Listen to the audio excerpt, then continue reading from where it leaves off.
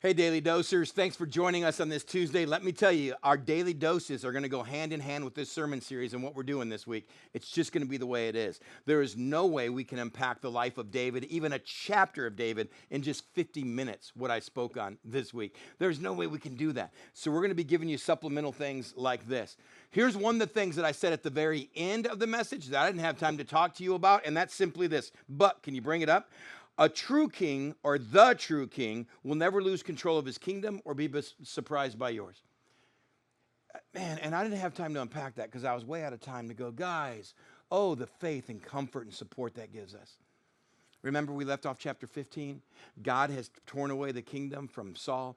As far as the nation knows, God said, look, you don't need a king, have me king. But they're like, no, we want a king. And now they've seen their political, their culture, their economy completely be stripped away from all that is God and godly. And the nation's in absolute disarray. It is one of the darkest times in the nation of Israel. And in chapter 15, God shows up. In chapter 16, God shows up and says this. The Lord said to Samuel, how long will you mourn for Saul, since I have rejected him as king over Israel?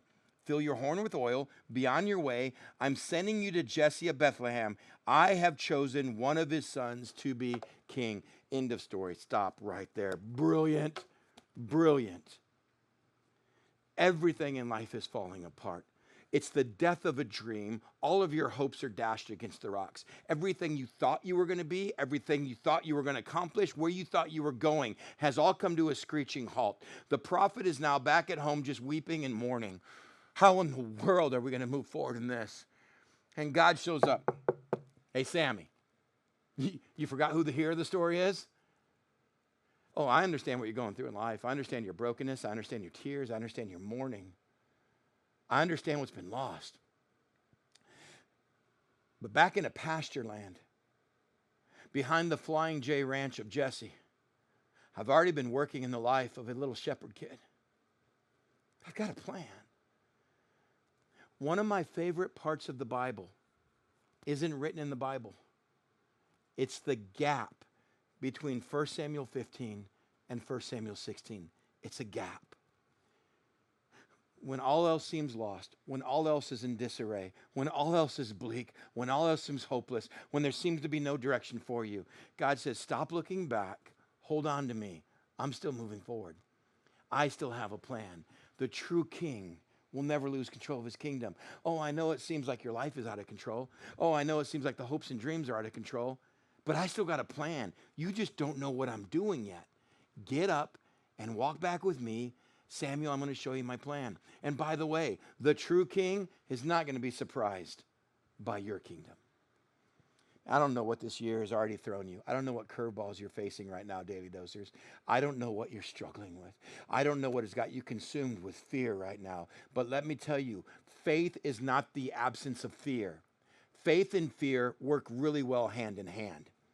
Faith is moving with all the fear and all the doubt that you have. Samuel's response to God, I'm not going to go anoint anybody. The king will kill me. What is the prophet's response to God's word? I'm scared to death. And God goes, of course you are. Now let's get up and walk in your fear. Let's get up and walk in your dashed hopes, your dashed dreams. This year is not going to turn out the way you thought. Let's get up and walk. And let me reveal to you what I'm doing on some backwoods podunk farm that you have no clue about. But there are times, many times in my life, this is just where I live. There are situations right now that I look at where they may go, and they scare me to death. And I just keep a prayer short. God, this is yours, and you got a plan.